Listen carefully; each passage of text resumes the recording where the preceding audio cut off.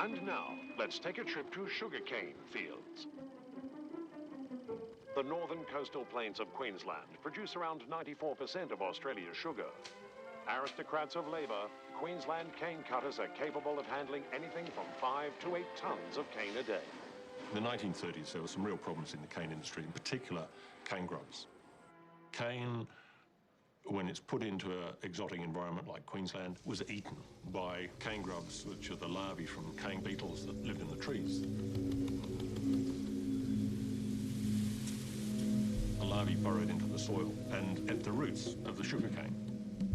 That meant that the sugarcane couldn't draw water, it couldn't draw nutrients, and very often the grubs ate so much that the entire crop fell over. The Queensland growers were in dire straits. Naturally, you would expect the farmer to be most frustrated, to have a promising crop, hoping to be able to harvest it and then see it become yellow and then start to fall over. It would be worthless, worth no money at all. It would be heartbreaking for the farmer to see that happen to his crop. Yes, it was a real problem, all right. There was dead cane everywhere, farmers going broke left, right and centre. It was misery at the highest. There was a lot of political pressure by the cane growers on the Queensland government to do something about this. In 1932, there was an international sugar conference in Puerto Rico. At that conference, there was a woman called Raquel Dexter, and she'd done some experiments with the cane toad. And apparently, the cane toad had had very, very good results in Puerto Rico. The guy who was chairing Raquel Dexter's session where she gave her paper was Cyril Pemberton from Hawaii. He got very excited about the possibility of the toad to cure the white grub problem. So he took 2 suitcases, filled them with wood shavings, and took those toads on the biggest journey they've been on in 40 million years of their evolution.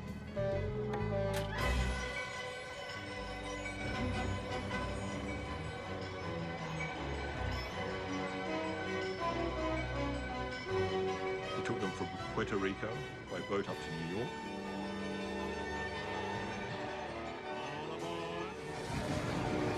across America and across the Rockies by train, down to San Francisco, and then on a boat back to Hawaii. He released them in Hawaii and they set up home in the Pacific.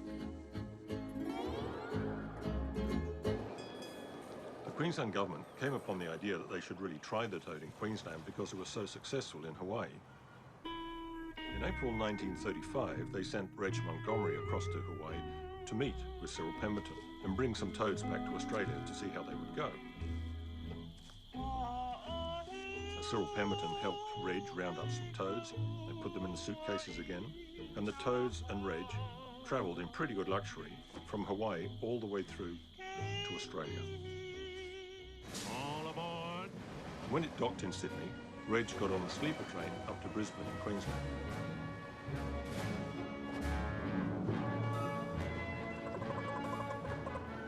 There was a lot of enthusiasm from growers. This toad, that had quite a reputation by now, was going to do wonderful things for them. It was going to eat the cane grubs and save their industry. News from around the world and from around Australia. Brisbane and the hopes of the sugarcane industry sit squarely on the broad shoulders of these humble creatures known as cane toads. Seen here for the very first time on motion picture film, they are all set to go to war against the greyback beetle. By the look of things, this sturdy fellow is eager to go to work. So 3 cheers and welcome, brave champion. I was with my dad when we released a dozen or so of these toads into the lagoon straight opposite our house. He thought it was the saviour of the sugar industry. My father pointed out the first cane toad that I ever saw and said, it's going to grow much bigger than that one you see there now, and it's going to eat up all the cane beetles. No, when the advent of the toad, he said, oh, well, we've got the cane beetles by the balls now. In actual fact, we didn't have them by the balls, they had us by the balls. The toad did nothing whatsoever to eliminate the beetle problem.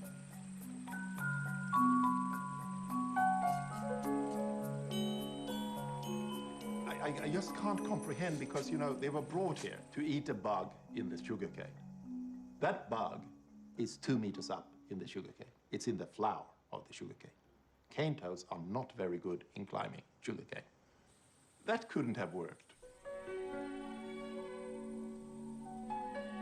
And when the toad didn't work, my father made the following statement, that is this: depart from here, you cursed creatures, into everlasting flames, prepared for the devil and all his bloody angels.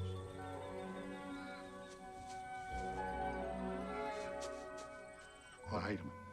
I hate him in every respect. He's the worst thing that ever been brought into the country.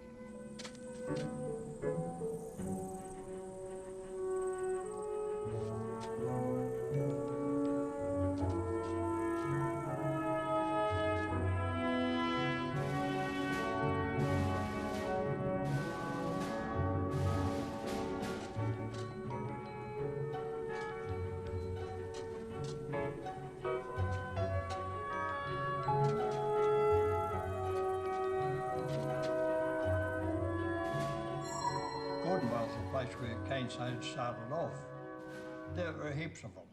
At night time, if you wanted to go to the outside dunny, there was a track through the grass and there was cane toads everywhere along that track. And because I didn't like the damn things, and they'd jump onto your feet and everything when you walk along with the land. In the wet season, the little baby toads that come out, you couldn't count the number. There'd be thousands and thousands and thousands. Cane toads can breed in big numbers. And when they lay their eggs, they're not laying 1 or 2. It's the sheer volume. You know, a female can lay 30 to 40,000 eggs, and sometimes you can do it twice a year.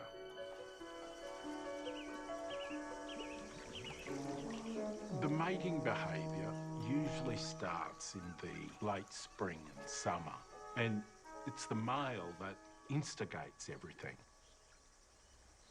The call of the cane toad is quite beautiful, and it's quite dulcet. It goes something like this.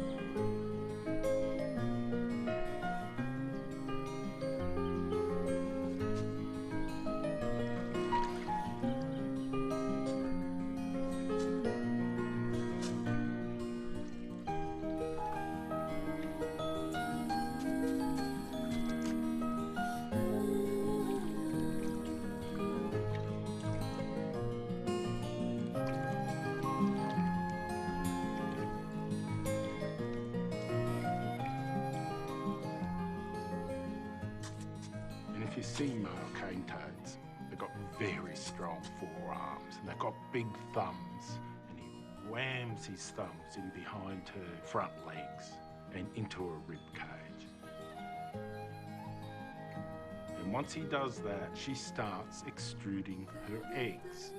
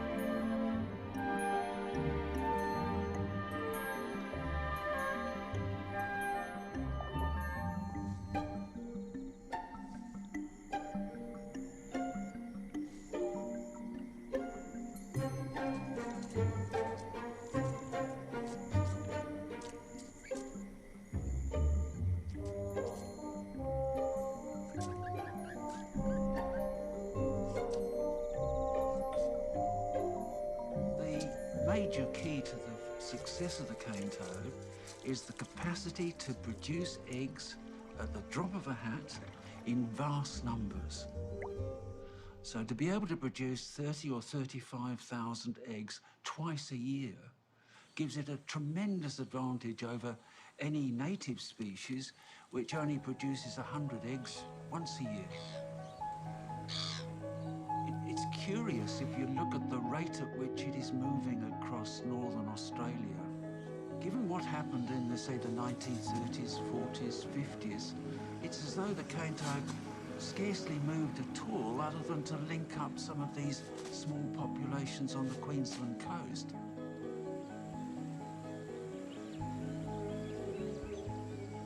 But now it's running rampant. This is really unheard of for any species that is a stowaway or is a sort of introduced form into another area. They are really nothing more than sort of vacuum cleaners wandering around trying to find food.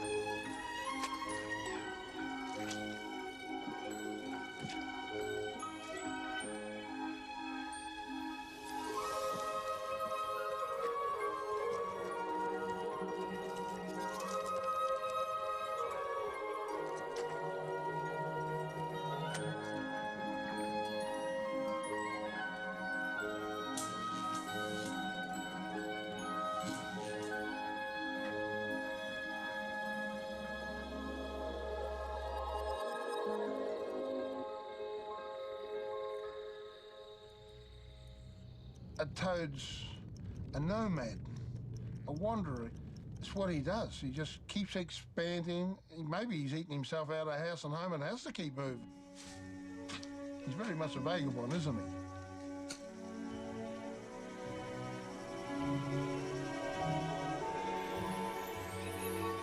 Queenslanders do tend to have a sense of hopelessness with this issue. They think, well, there's just too many toads out there and what can you do? So get used to it.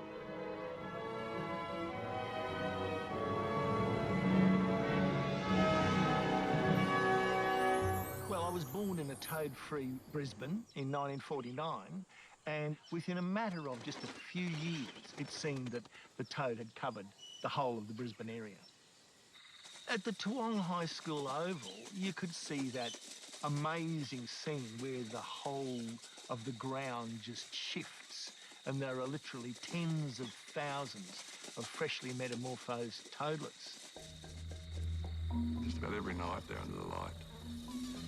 They come under that at night time and they eat the insects that fall. And I'm pleased to see the cane toad snapping them up. That's all that is about cane toads. They don't like the look of them.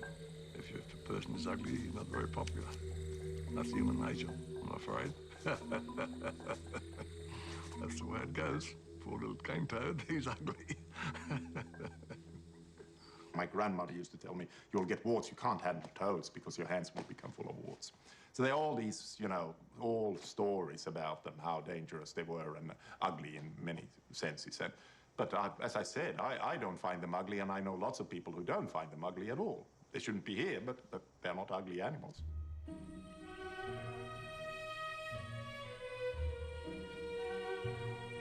Toads are quite beautiful creatures. They've got this nice protruding brow, and below it you have these quite stunning eyes, golden, black, flecked. And they're quite pleasant to look at. You can just stare into them. Sometimes you feel like you could fall into them. I had a cane toad, Betty. She was huge. I used her to publicise the impacts of cane toads. But the problem was that she was so big and so attractive, she just became a media star. A reporter might say, geez, she's big, can anything mate with her? And I say, oh no, it might be very difficult to find a male to mate with her. And next day the articles would come out, nothing about the problems of cane toads, and say, Big Betty looking for big macho male. She died one day on Australia Day from overheating.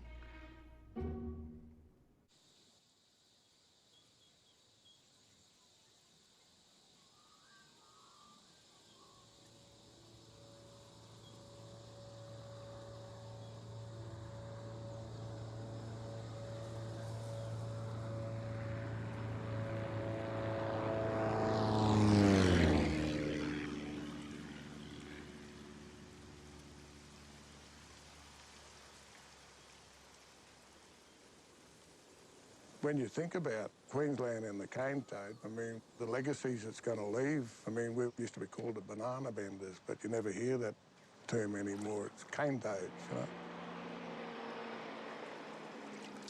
And, yeah, it was just a part of our life. My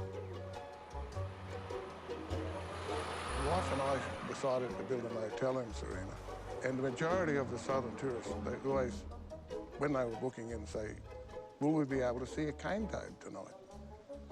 They'd heard about cane toads, they're fascinated by cane toads, and they wanted to see one. So we thought, well, why don't we capitalise on it and use the cane toad to promote a nice little friendly cane town like Serena.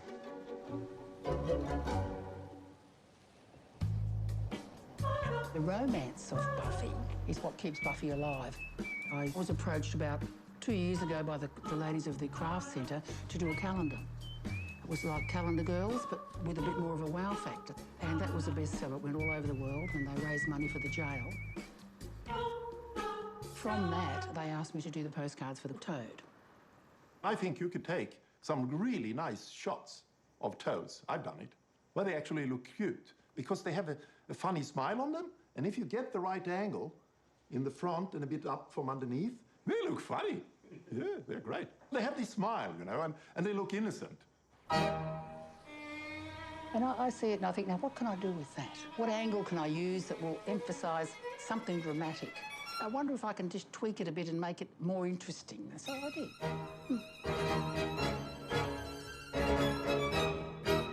Photoshop. It's being creative without a great deal of effort. It just happens. We need colour. A lot of grey people in the world.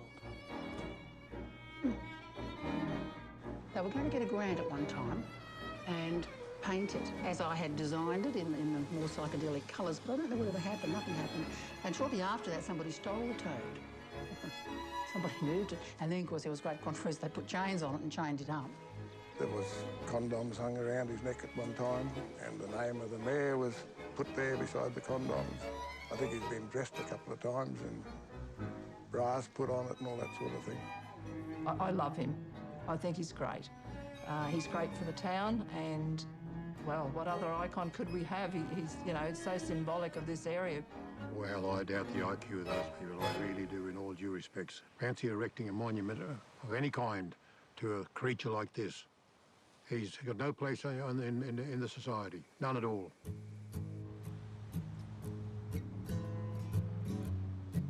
I drive past twice a day on the way to the craft centre, and I rarely see people flocking around the toad. Probably at the time that's all Serena had, so I think they had to have something. I have no idea how they came up with it, but it wouldn't. I really can't think of anything else. What else?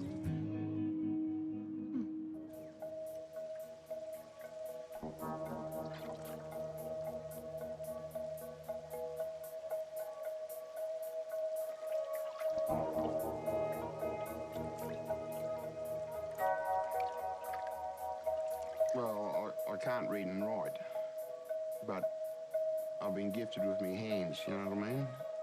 And as far as I'm concerned, I've done a good job of anything I've touched. When I do things, I put my heart and soul into it. I had plans to build a museum, but it was running too much money, so I come up with the idea of a travelling toad show.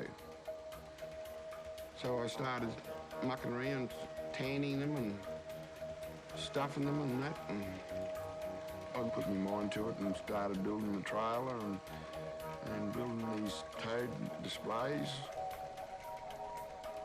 I built a four-man tag team wrestling ring first. Just something that come in my head. At the time I got some extra decent-sized toads and I made them the baddies and that, and the smaller ones I made as the good ones.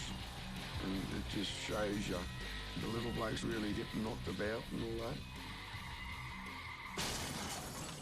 The next one I done was the four-lane intersection car smash.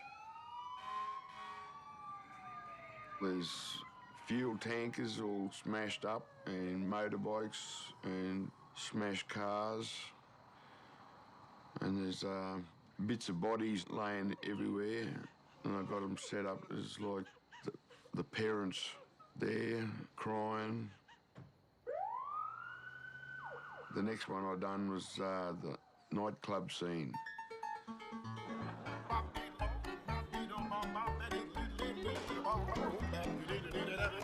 You got to snip the backbone and then prise the backbone away from the skin and then pull everything out through the mouth. You don't make no cuts in the skin at all. And then you just stuff them with the stuff you put in your pillows. When they're stuffed, you can bend them into what position you want.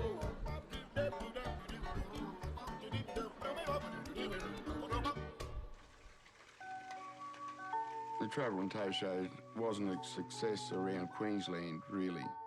Queenslanders and that, they had a different outlook about the cane toad, you know, that used to get people walk past and no way in the world I'd pay money to go and see dirty old cane toads and all this and that. And it was disappointing.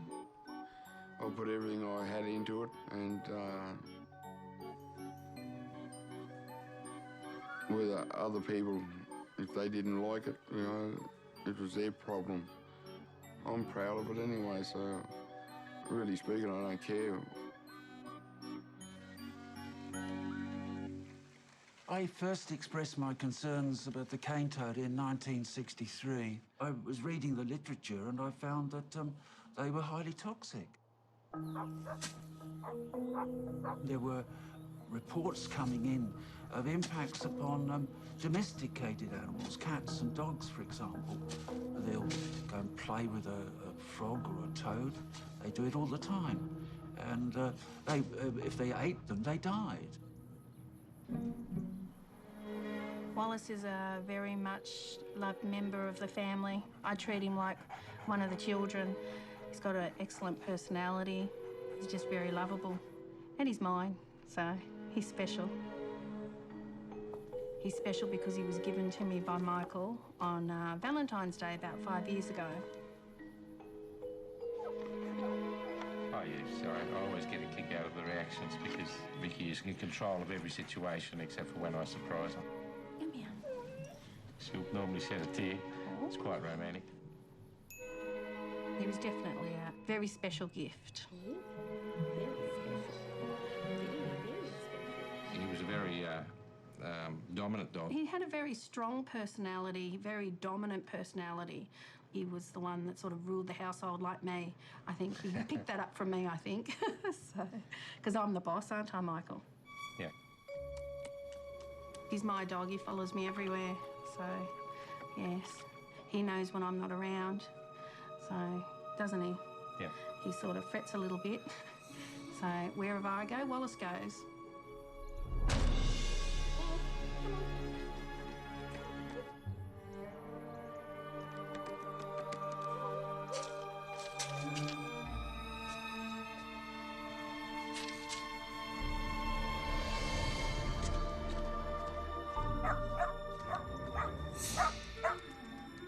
I got to the bottom step and this cane toad jumped up from around the corner.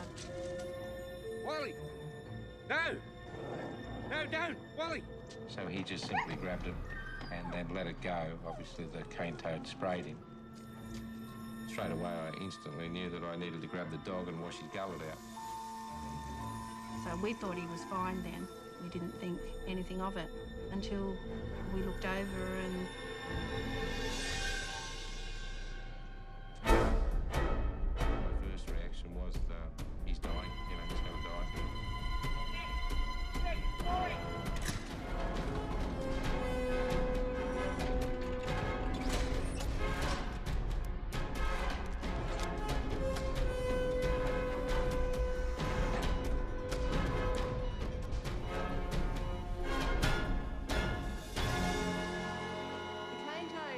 Defends itself by producing a series of toxins which are produced from, well, if you look at a toad, they look like sweat glands. They're on either side of the head. There's sort of these little patches and the toxins seep out through those pores onto the skin. You know, the way a dog attacks a piece of prey is generally to open its mouth and clonk on the either side of it to crush the brain. So they then get this liquid, sticky toxin into the mouth, and yeah, you just get this incredibly distressing, shrieking, screaming noise from the dog. Frogs and toads are the cannon fodder of the animal kingdom. Everything seems to eat them. And because the cane toads don't have a label on them saying, "Don't eat, I'm toxic," it meant that any species which devoured them in the normal way would die as a result.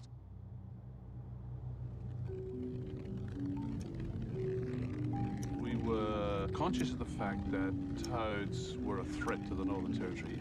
And it dawned on everybody that they were migrating along behind the mangroves at the bottom of the Gulf there. The reason that people argued that it wouldn't get across the Gulf was the large number of enormous rivers which discharge into the Gulf of Carpentaria. The thought was that these were so vast that the toads would be restricted to the eastern side. As it happens, they went across without any trouble whatsoever.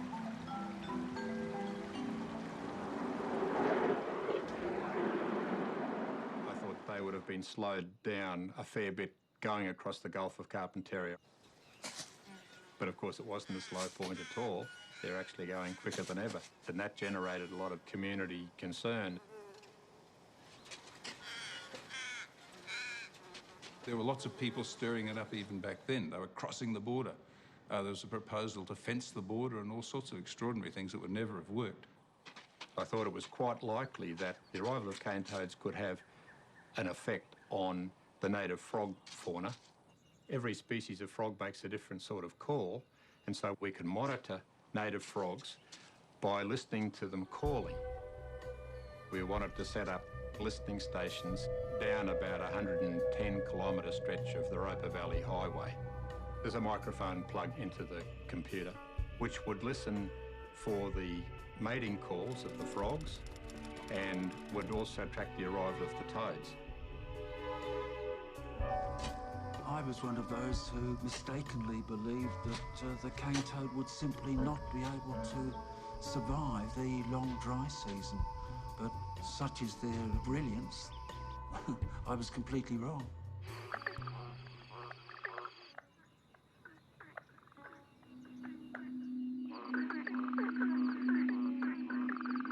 Every biologist in Australia must have been staggered to hear that cane toads, in some places, were travelling 1 kilometre a night.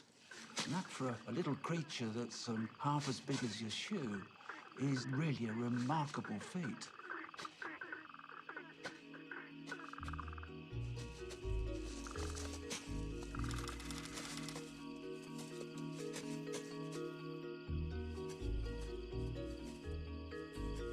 Once the toads got around the bottom of the Gulf, they hit much richer country, more frequent rivers, billabongs, and their rate of progress just was exponential.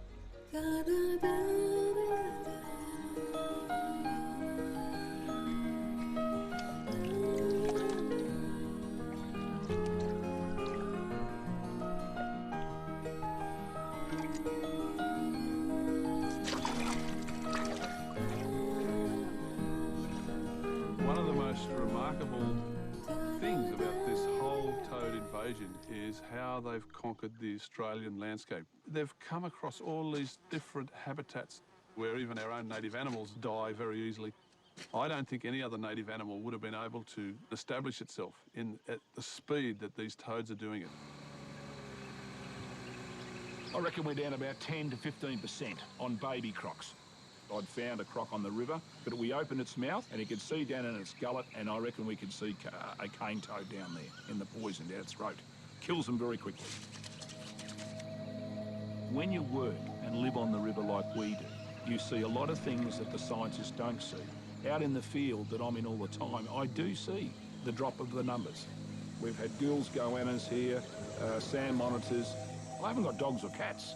I've got wildlife here and we don't see them anymore. These things, I think, are scary to Territorians. Very scary, and the last thing they want to see is their native wildlife obliterated, or their dogs dying in their backyards, or that sort of stuff, and, you know, from such an ugly creature. The first time I walked in was the next day, and he was just flat, no movement, no nothing, and just a lot of tubes and everything in him. The vets came up to me and said that there was nothing they could do for him, that would be better if he would be put down. If he's not in any pain, then there's really no reason to sort of put him down or anything, because he's a fighter, and I know he's in there. You take a risk if you persist and the dog survives. You might have a vegetable dog, if you like. I wouldn't put one of the children down, so I wouldn't put one of my dogs down. It's just me. It's just how I am. At that stage, it was quite traumatic for us. We were basically waiting to see, give us a sign, is the dog going to live or not, you know?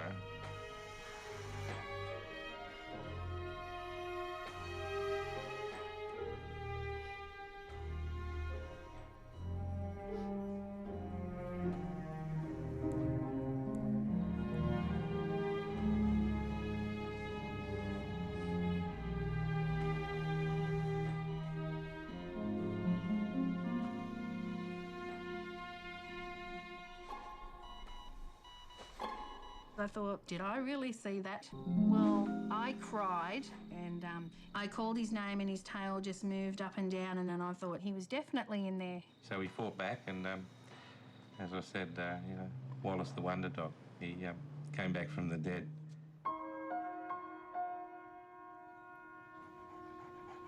He's definitely changed. Yeah.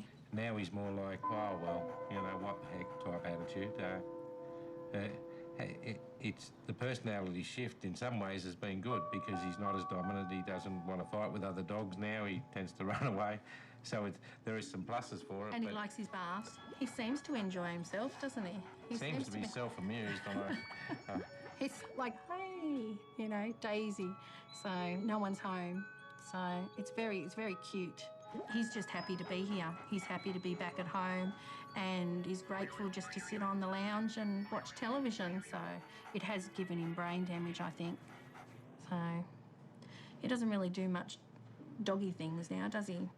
No.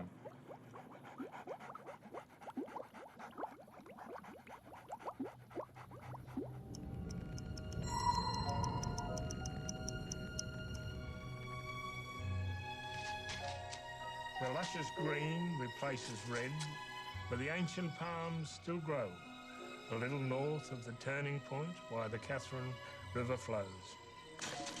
Her waters are sweet, her path is bold, an awesome gorge her track, nearby the town that bears her name, First Lady of the Outback. I remember hearing them saying they've crossed the Queensland border and they're now in the Territory. And I think for a few years, not just myself, but a lot of us listened to the developments. They're now at Borroloola. And people said, oh, we've seen them on the Stuart Highway at Daly Waters. Next time they're at Mataranka. And the year they hit Catherine, it was just, there was just swarms of them.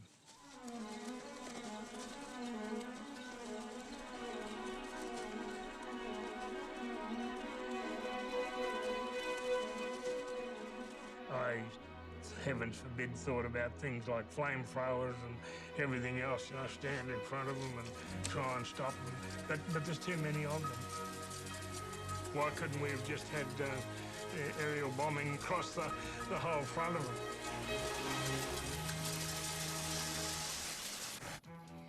The deadly cane toad is on the march again. Now Darwin is the new frontline in the fight against it. The toad's predicted to invade the city by the end of this wet season. A new national task force is meeting there to find a solution. Humpty Doo is a very small place. We originally moved out here because we like to have a little bit of space for our children to grow up in. When they were toddlers, they could run around, no clothes on, no anything, go up to the local supermarket. Everybody knows who your children are. Well, I remember getting a phone call when the cane toads first arrived here from Marinda. She was very, very excited. Well, excited but also distressed because we found the first cane toad. We had heard that the cane toads like dog food, and I went to feed the dogs and I moved it, and there it was just sitting there like that. I'm not a screamer. You shriek at times. You might have gone... Like that? Yeah. Might have done that. And I thought, shit, is that one or not? And you just knew it was because it was so damn ugly. But I don't think that we thought they were going to be here that quick, you know? No. The behaviour of toads at the invasion front is really bizarre, and it's different from what anybody has seen before in any amphibian in the world. They were really an invasion army coming towards our study area to a much greater degree than I'd ever expected. The approach that my group, the Team Bufo, has taken is to genuinely try to understand what toads are all about, to understand the impacts that they have on natural systems, and to develop new ways that we might control toads.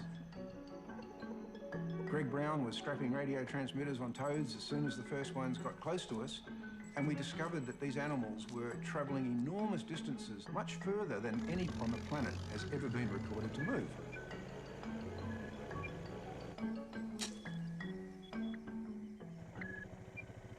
There's a remarkable phenomenon that's gone on in the last 70 years since cane toads were released in northeastern Queensland. Essentially, it's become a foot race across tropical Australia for the toads. The kids that are at the front of the invasion are the fastest moving toads, the most athletic toads, so the best athletes are breeding with each other, and we call it the Olympic Village effect. So it's a cumulative process, and in Australia, it's produced a fundamentally different kind of a toad. These large, long-legged, incredibly active individuals that disperse huge distances whenever they can. Well, what is going to stop them? how are they going to be brought under control? I mean, what are they going to be like when they get to the Western Australian border? They'll be as big as camels. Cane toads are invading the top end much faster than previously feared, according to a new study using radio transmitters. Scientists are warning that the first toads could reach Darwin as early as next month. Once they were in Katherine, it was only a matter of time before they'd be in Darwin. When you drive down the track, you see them all the way.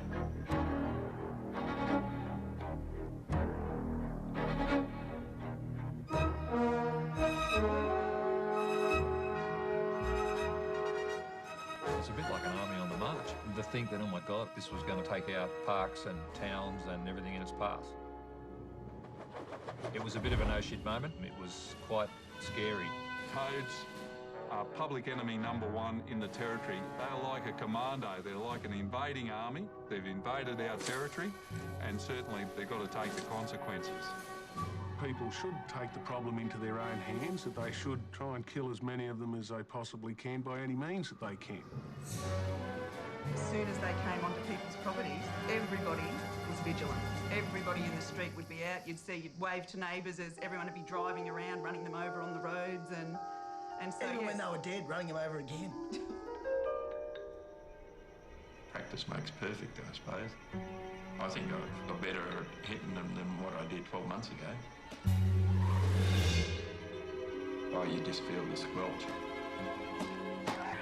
And you can sort of hear the noise, even with the air conditioner on. When they're in such plague proportions, people will resort to any method. They wanted to achieve, I suppose, a quick death. We found Dettol works well. In fact, I go out and do my little constitutional with the water bottle at night, and I'll get 8 or 10 or 12. He's nothing but vermin in every essence of the word. I think there should be a bounty put on his head. My suggestion was, just encourage people to encourage their kids and just kill a toad. Hit them with cricket bats, hit them with golf clubs. We'd spear them with whatever we could find, a sharpened stick or a star picket. I just put them in a big bucket and boil up the kettle and just tip boiling water over it. Put the muzzle of an air rifle down their throats and blow the back end of them out. Connect that contraption to the exhaust of your car and you gas the toad. Use your imagination, strap a cane toad onto a skyrocket and let him go, Somebody has made a cartridge of toad loads for 22 caliber rifles, and I was quite amazed by that. To each his own. I think the territory's a pretty tough place, and if the toads come to the territory, they should expect some tough treatment.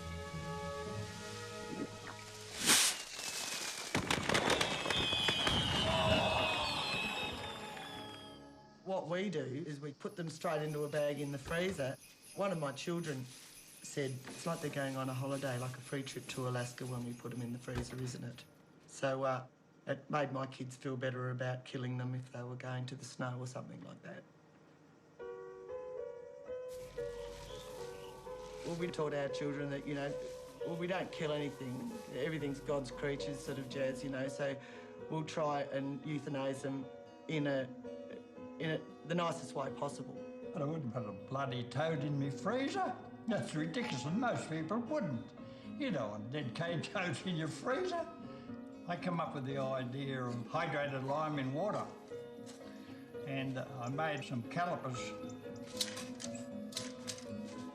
If there's going to be death of anything, it must be quick, in my opinion. But like I say, they die with a smile on their face. They're not injured, other than they're dead.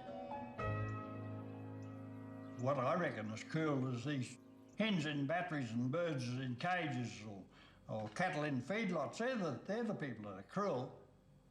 But killing a toad, I can't see how it's cruel. Or any of the meat dishes you eat, it's cruel. People that catch a fish and play him in the line for hours, some big fish, you tell me that's not cruel? Of course it's cruel. The definition of cruelty is when you see bombing people in another country. It's shocking, isn't it? Killing and maiming people in another country under the guise of security and all that sort of stuff. It's shocking. You always need a scapegoat. So you go down until you can find a scapegoat that you can hammer without any retribution to yourself. And then you get some high priest from some university with a PhD, professor this or that, to tell you it's all fine. Well, he's a jerk. You don't need that. You can think it through yourself.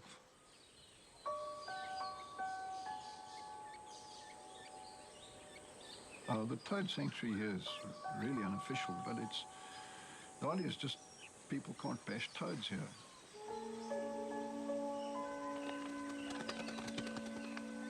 I don't feel any great love for them or anything. They're just there, and I think they've got a right to exist. And I think that's the basis of it.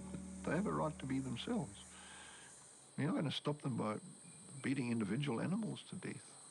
They don't know that there's anything wrong with them. They're just themselves. There's a toad here. We call him Joe Hockey because you'd need a hockey stick to get rid of him. A golf club wouldn't do. He's pretty big. He comes in regularly and he sits in the dog's bowl and has a swim and goes over and eats the food, goes back to the bowl. You can always tell when they've been here because it's all muddy. You know, they don't wash their feet before they get in the bowl. He obviously has a slightly difficult life. Yeah, I wish him well.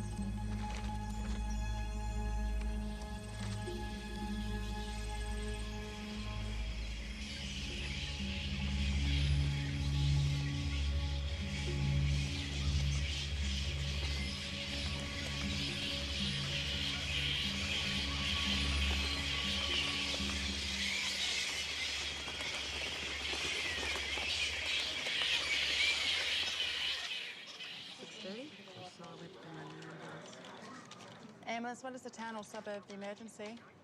Okay, what's the exact address of the emergency? Okay, what's the problem? Tell me exactly what's happened. Is he conscious? Is he breathing? Okay, I got to get you to answer a few questions for me and we'll get the ambulance on its way. Guys, 240. We'd received the call out from the communications centre, code 1, which is emergency response, life-threatening event. Lights and sirens. The scenario that we walked into was very unusual. I've not seen anything like that before or since. On Friday, the 21st of January, I was present at Bowen Police Station when a call was received from Townsville Ambulance Control. An ambulance from Bowen was currently en route to the scene and they requested police to attend. Mr. Graham Seeley led police to the caravan and I then observed that the body of the deceased was laying prone to the ground.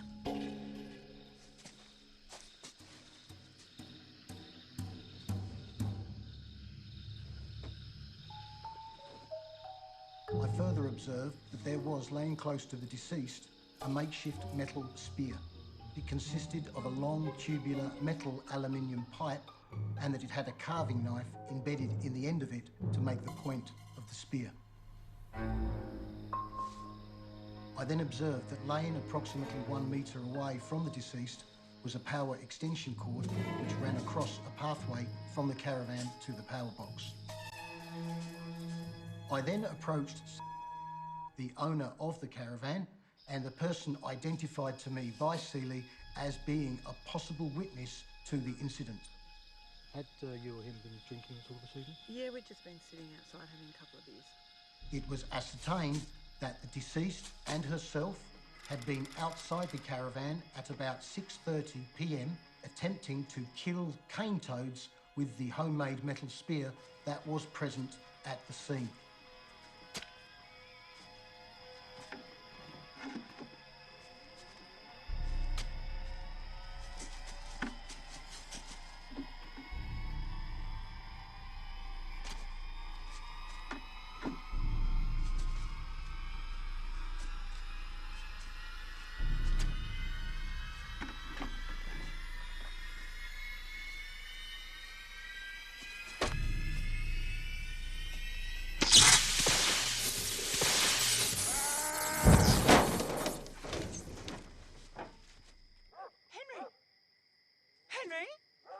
Oh, my God! Friday night, I got the call that somebody had received an electric shock. The deceased's partner stated that she was present when the deceased had pierced an extension cord while attempting to spear a toad. I then proceeded to inspect the hose covering the extension cord in an attempt to locate the position where the spear had entered. Tests undertaken on this extension lead and at the accident site indicate that this damaged cable was the active or live wire. Contact with this cable would produce an electric shock or electrocution if a path to Earth was made. Contact through a metal spear and through a person's hand down through their legs, which are in contact with the ground, would provide such a path to Earth. In view of the above, it would appear that the sudden death of the deceased was nothing more than an unfortunate accident. Yeah, it's unfortunate. Any loss of life in unusual circumstances is saddening, but this one was just a little bit off the off beam. It was something I'd never heard of before. The actual sight of somebody lying in the dirt, with a bit of mud, just with his shorts on, it does have an effect on people. Life can be taken away from you very, very quickly. And you only need all the holes in the cheese to line up. And in this case, with this particular person, all the holes had lined up. That event is very much a part of me now. It sort of definitely stays with you. Any animal that knows it's invulnerable tends to be very calm, it seems, and they simply wander around with this extraordinary air of confidence. They're quite calm. You can pick them up, you can play with them, do what you want with them, and put them down. They'll just hop away. No stress for the toad whatsoever. Right, ventifeldt and right, a tissue, we all fall down. I used to sing Dairy Queen, the odd sort of nursery rhyme, but a lot of them were in German. Yeah, I used to sometimes sort of help her dance a bit while I was singing songs to her, so I don't know how much she enjoyed that. Dairy Queen got her name from actually an ice cream brand. You used to get these tubs of ice cream called Dairy Queen in massive sizes, sort of in 5-litre tubs. And so because Dairy Queen was, of course, an extra large cane toad, she ended up copying the name Dairy Queen. It was a bit difficult. I did get a little bit of teasing from friends and quite a lot of people laughing at me and things like that, and I learned to deal with it. Every pet you have when you're younger is an amazing companion, and that's what I found with Dairy Queen. She wasn't a cane toad to me. She was just one of my pets that I loved dearly, and I found her quite charismatic. Yeah, she was a great companion.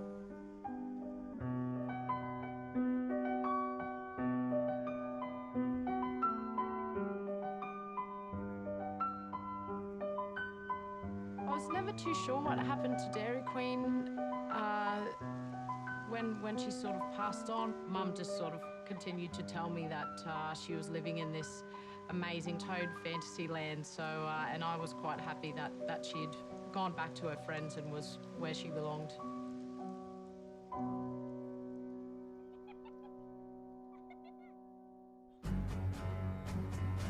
I was actually approached by Graham Sawyer, who showed me some documentation and his battle, or the battle he wanted to wage against the cane toad.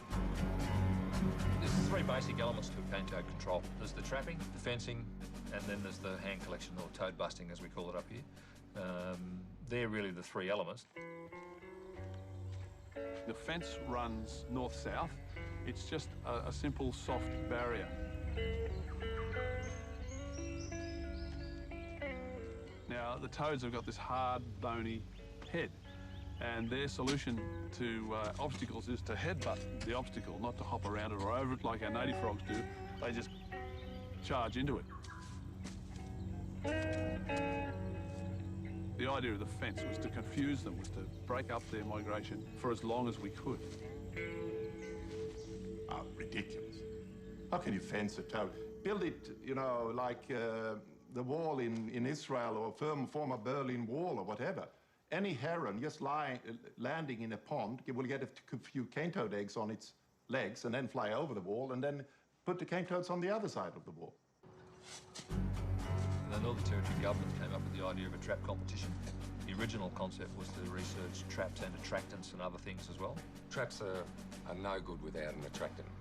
The toad's primal instinct is to breed, and the call is a breeding call.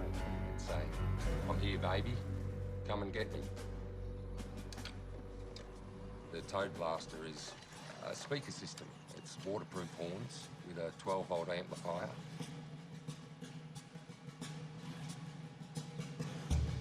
Well, every frog has a different frequency of call. Like green tree frog, which is very common up here, is down low. Rap, rap, rap, rap, rap. The marble frog, which is another native, is at the other extreme up high. Meep, meep, meep, meep. And the cane toad sits in the middle. It's about 600 hertz, and it's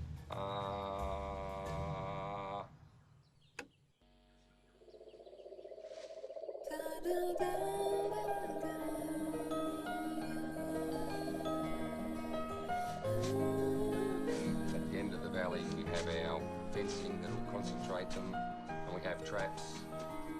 I'd like to think I'm a modern-day Pied Piper, bringing the toads in towards their own destruction.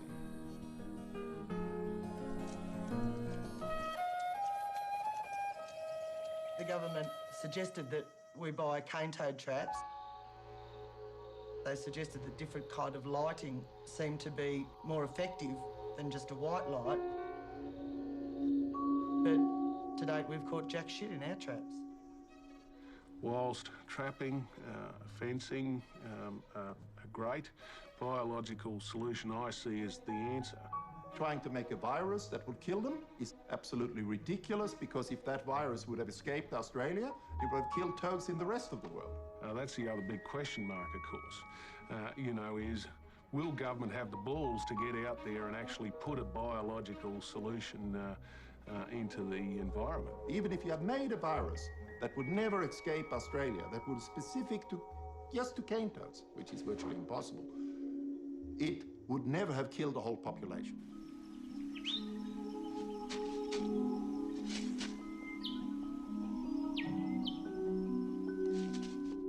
One of the issues we had when we were looking at this stuff was what you do with all the bodies. And someone suggested that you could make a fertiliser out of the toads. The process is very easy. We stockpile all the toads in the freezer until we've got a big batch. We then put those into a big vat and add the potassium hydroxide. And the potassium hydroxide's got a very high pH level, so no bacteria and germs and stuff can survive in it.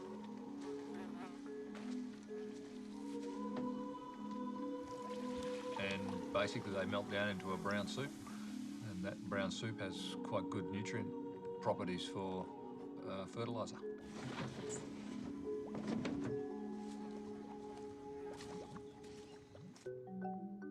For me, I've got a certain amount of customers, and so I keep expanding in the research and development. As far as my leather goods go, we made bum bags and caps and toads hanging out of the caps and sun visors and belts and wallets, and a lot of people are quite happy that it's an exotic skin, but not every lady likes a toad bag to have a head on it. The potential really is in the medicine side, like the Chinese already know and have been doing for thousands of years. They develop toad cake, which is concentrated venom, which the Chinese encapsulise to keep it fresh and then sell it to Japanese pharmacies who turn it into pharmaceutical products and stuff that'll even rival morphine. I've got some little files over there that they're using the gallbladder from a cane toad. Now that must be so small. Well, I only know one guy who took one of those vials I've got there and swallowed it. He said he had palpitations that was coming out of his chest. He was red hot, flushes. That'll get you high. That'll get you hallucinating into another planet. The biggest amount of media hype that happened around when the cane toads first arrived was more about the interest in this sort of mild intoxication that some dogs get, where they get just quite addicted to licking toads. Dobby is a 4-year-old crossbreed. She's quite a sweet dog. She's very smart. She can be very stubborn as well, though. Dobby. She first started chasing toads probably about 8 or 9 months of age. That's when we first caught her with one. Dobby, leave it. Dobby.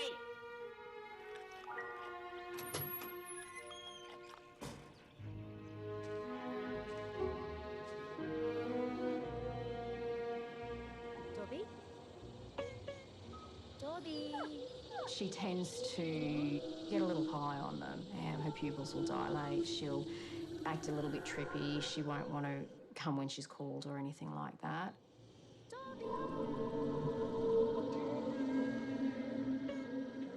She certainly seems to understand that there are certain side effects of cane toad poisoning. Is happy to deal with the consequences of those.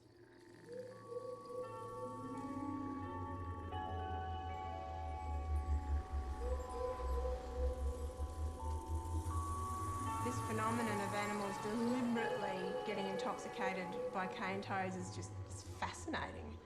It just seems unbelievable that an animal would go back for a second try.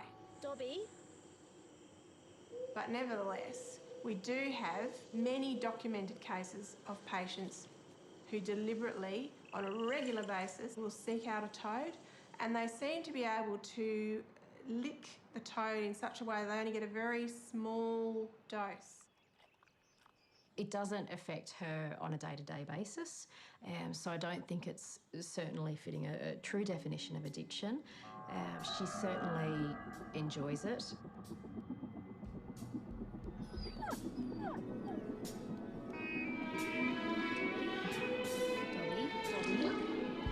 Dobby.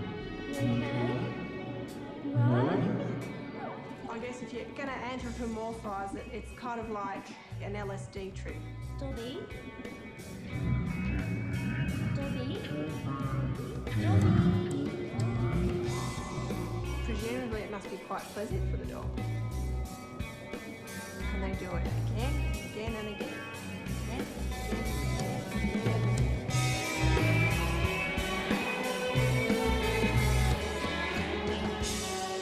And who knows what's going on in those dogs' minds.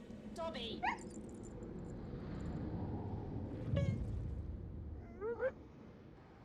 They're spending millions of dollars trying to eradicate them. There's other people like the Chinese who have been investing in the therapeutical benefits from toads for thousands of years. The very first thing they should do is set up a trial toad farm. And so that venom, you can just milk it by picking it up and squeezing it out of there, put him back in the pen, feed him up, in another few days' time, he's going to be ready to milk again. And then we wondered what we're going to do with the rest of the frog. The Chinese themselves will eat the cane toad. Not a problem at all. His back legs is just like a nutritious green frog to them. They want a bite, they can't get it. And so everyone could benefit out of the cane toad. I actually like toads a lot now. Before I used to take the air rifle around on Friday night and pop a ball and send them out with the garbage. But I owe a lot to the cane toad. He's been very good for me and the family.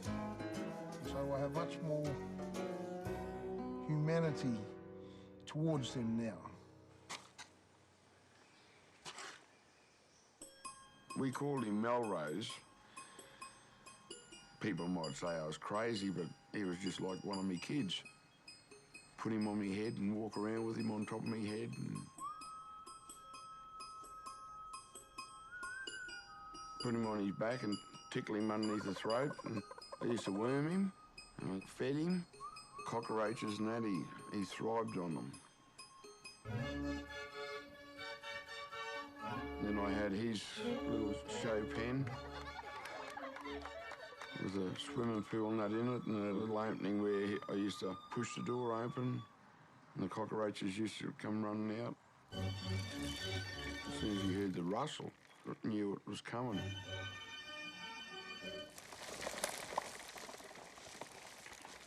You sit there and look up at the door of the cage, and his tongue would be going 50 to the dozen.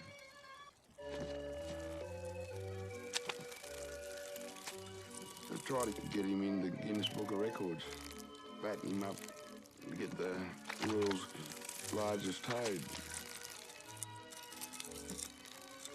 But I overdone it, really. Overfeeding them and that. Because he couldn't hop. In the end, he couldn't hop. He was too heavy. He used to just crawl. Well, I went to feed him one day, and he was laying in his water, dead. A heart attack. And it just felt like part of me was dead too.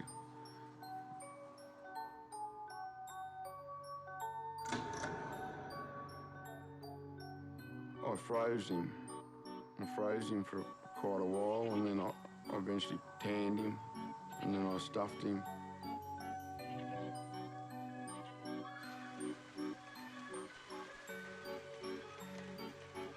I wish I still had him.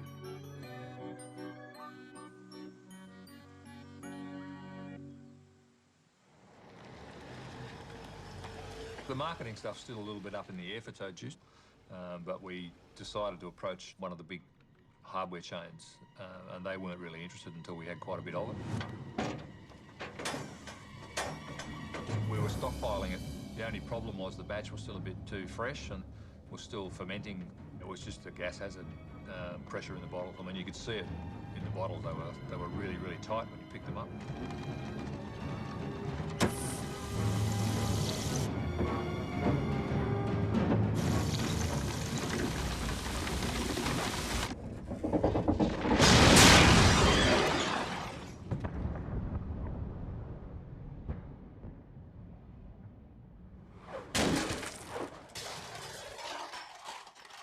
One of the truly spectacular things about the cane toad invasion is the directional nature of the toad front. They're essentially toads that are travelling in a straight line down the road in a consistent direction, and I think what's happening is that toads are looking for a nice, flat, open, linear corridor that will help them to head west as fast as they can. We've created those, we call them roads, and the toads have taken advantage of them.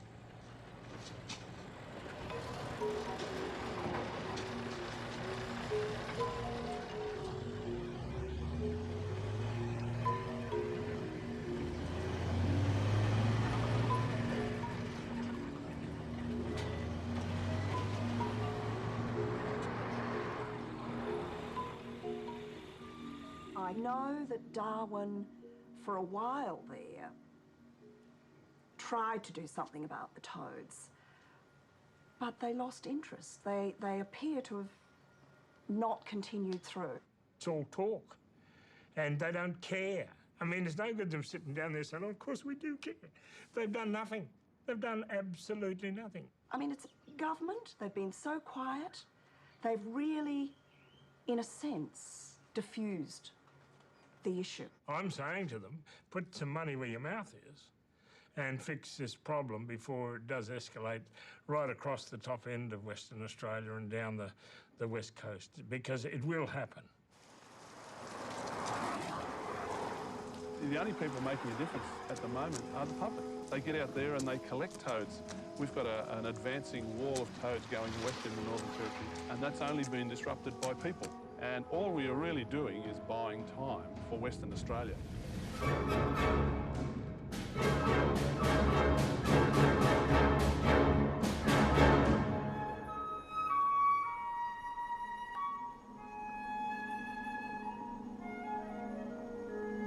I was asked by Kimberley Toadbusters to become involved for the reconnaissance side of the work, so the volunteer group could get in there and do the mop-up work. The highway front line is the one of most concern at the moment because that's where the cane toads are closest to WA, and it's also the path of least resistance for the cane toads. We have become quite good at identifying daytime refuges where toads will hide, under riverbanks and other locations like that where they can get good shade.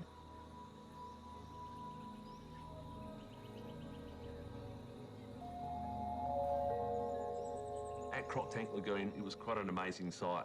It's probably the largest concentration of cane toads that we've seen in any one small area.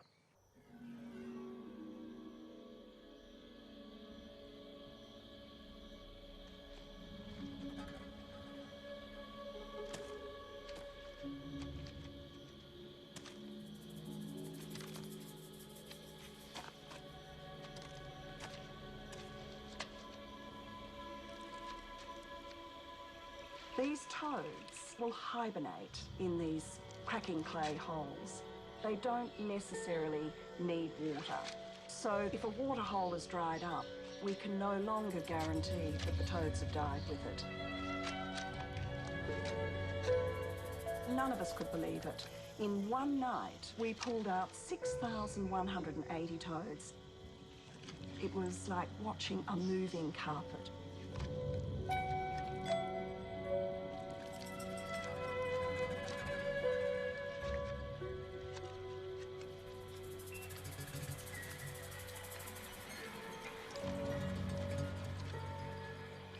We find cane toads that may be 5, 6 years old.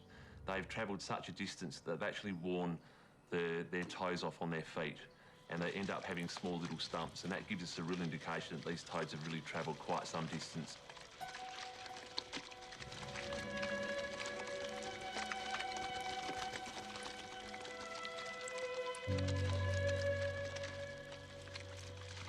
We are looking at multiple corridors of toads.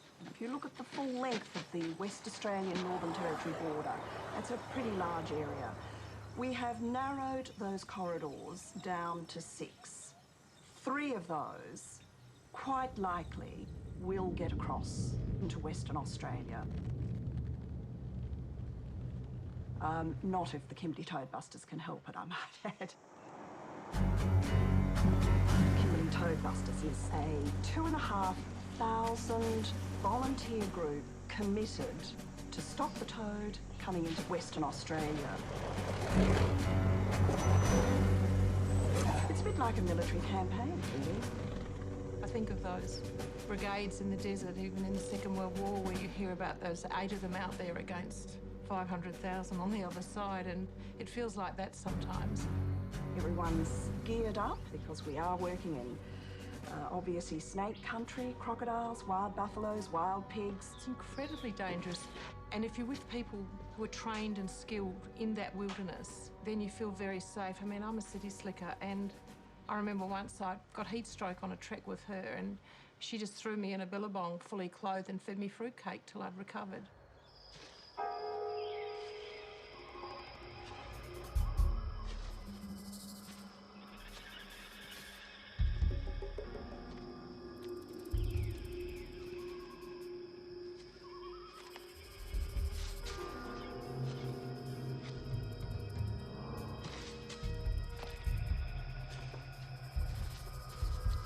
Toad busting at night, it's always on rugged terrain, so you really want your hands free if you're the toad catcher. So you go diving for a toad while your partner spots it and holds the bag for you. And then you go to bed, and that might be 2 or 3 in the morning, and then you'll get up at, I don't know, whenever Lee's got the bacon and eggs on.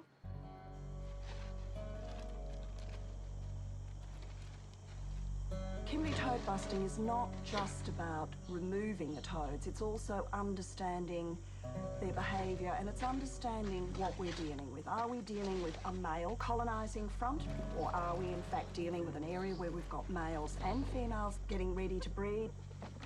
So every toad that we remove is measured, it's sexed. One of the difficulties that Kimberley Toadbusters have had is to try and get scientists to accept that what we are doing in the field is science. They tend to treat our data as anecdotal. They look at the Kimberley Toadbuster volunteer movement as a bunch of rednecks out there, which of course is not the case.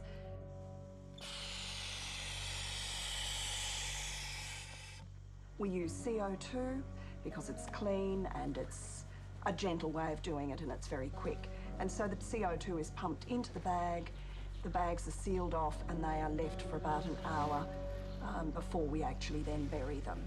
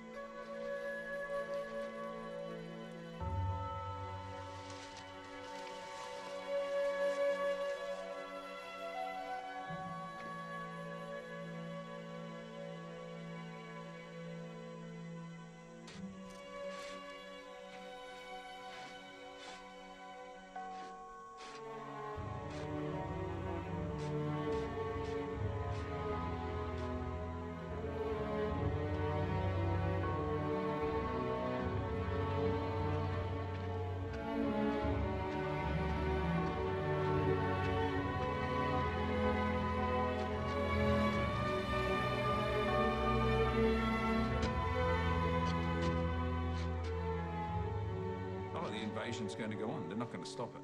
They're actually wasting their time. They can't stop it. It's simply practically impossible. They're looking at a few little spots and a few little gardens and a few campgrounds and a few billabongs. We've got huge rivers and billabongs everywhere and swamps that stretch for miles and miles. They're not going to stop the cane toad. I'm a bit embarrassed as an Australian that we can't come up with a solution. Yeah, I think by now we should have. We've now got traps. We can divert them with fences and so forth, but they seem to have us beat on every turn.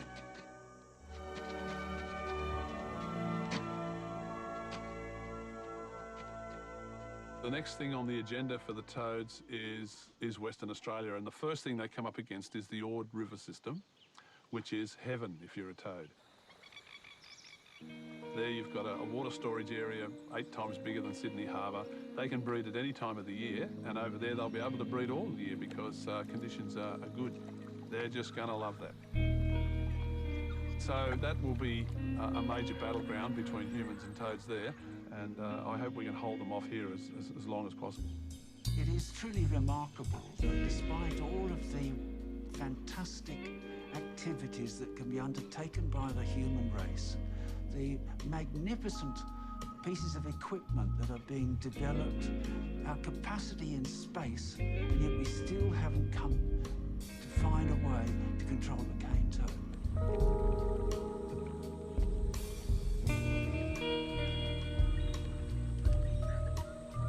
You're not going to set the clock back. Right? The toad is now here. You can bash with golf clubs till you blue in the face. It's not going to make them go away.